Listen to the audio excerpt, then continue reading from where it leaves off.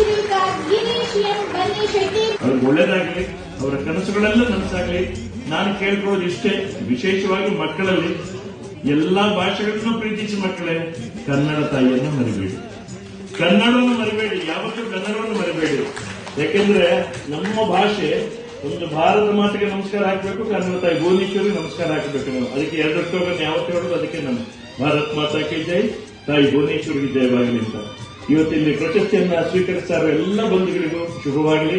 ನಾವೆಲ್ಲ ಹೀಗೆ ಪ್ರೀತಿಯಿಂದ ಸಾಗೋಣ. ನನಗೆ ನನ್ನ ಚಿಕ್ಕಂದಿನಿಂದ ನಾನು ಹಾಡ್ತಾ ಇದ್ದ ಒಂದು ಹಾಡು ನೆನಪಾಗ್ತಾ ಇದೆ, ಪ್ರೀತಿ ಎಂಬ ದೈವವೇ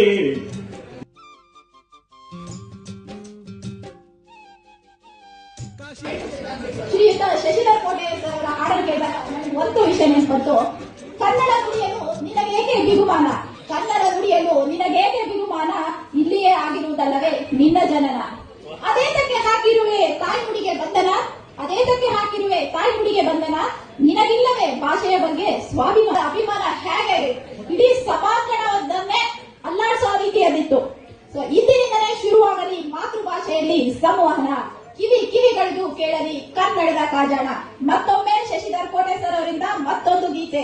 ಎಲ್ಲರ ಚಪ್ಪಾಳೆ ನಿರೀಕ್ಷೆಯಲ್ಲಿ ನಾವೆಲ್ಲ ಇದ್ದೇವೆ. ಒಂದು ಅಧ್ಯಾತ್ಮದ ಮೌಲ್ಯವನ್ನು ಇಟ್ಟಿದ್ದಾರೆ ಇದರಲ್ಲಿ. ಕೋಡಗ ಅಂದ್ರೆ ಮನಸ್ಸಿನ ಚಂಚಲತೆ, ಚಿತ್ತ ಚಾಂಚಲ್ಯದ ಸಂಕೇತ. ಕೋಡಿ ಅಂದ್ರೆ ಜ್ಞಾನದ ಸಂಕೇತ. ಜ್ಞಾನ ಅನ್ನುವಂಥದ್ದು ಈ ಮನಸ್ಸಿನ ಚಾಂಚಲ್ಯ, ಚಿತ್ತ ಚಾಂಚಲ್ಯ ನುಂಗಿ ಹಾಕಬೇಕು. ಇದೆಲ್ಲ ಹಾಕಬೇಕಾದ್ರೆ ಗುರುವಿನ ಅನುಗ್ರಹ ಬೇಕು. ಗೋವಿಂದ ಗುರುವಿನ ಪಾದ ನನ್ನನ್ನೇ ನುಂಗಿತ ತಂಗಿ, ಕೋಡಗನ ಕೋಡಿ ನುಂಗಿತ. ನಾನು ಸುಬಣ್ಣ ಅವರು ಹಾಡುದು, ಅಶ್ವಥ್ ಅವರು ಹಾಡುದೆಲ್ಲ ಕೇಳಿ ಇದು ಪ್ರಭಾವಿತನಾದೆ. ತುಂಬಾ ಚೆನ್ನಾಗಿದೆ. ಮಧ್ಯಮ ರಾಗದಲ್ಲಿ ಆ ಜನಪದ ಶೈಲಿ ಹಾಡು ನಾವೆಲ್ಲ ಸೇರ್ಕೊಂಡು ಹಾಡೋಣ. ಕೋಡಗನ್ನ ಕೋಡಿ ನುಂಗಿತ್ತ ನೋಟ ಬರುತ್ತೆ. ನಿಮ್ಮನ್ನು ಕುಣಿಸ್ಬೇಕು ಅಂತ ಹೇಳಿದ್ದಾರೆ, ಹಾಗೆ ಅಲ್ಲೇ ಕುಣಿದಾರಿ ಬಿಡೋಣ. ಕೋಡಗನ್ನ ಕೋಡಿ ನುಂಗಿತ್ತ ನೋಟ ಬರ್ತಂಗೆ, ಕೋಡಗನ್ನ ಕೋಡಿ ನುಂಗಿತ್ತ.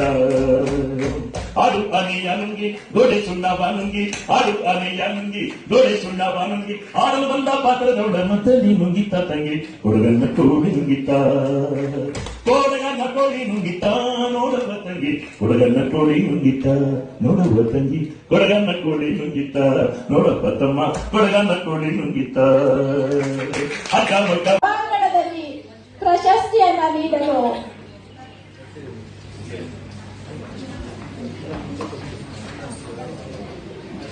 ರಂಗಪ್ಪ ಮಹಾಲಿಂಗೇಗೌಡ, ಕಿರುತೆರೆ ನಟರು ಹಾಗೂ ಕಲಾವಿದರು ಕೂಡ ಇವತ್ತು ನಮ್ಮೊಂದಿಗಿದ್ದಾರೆ.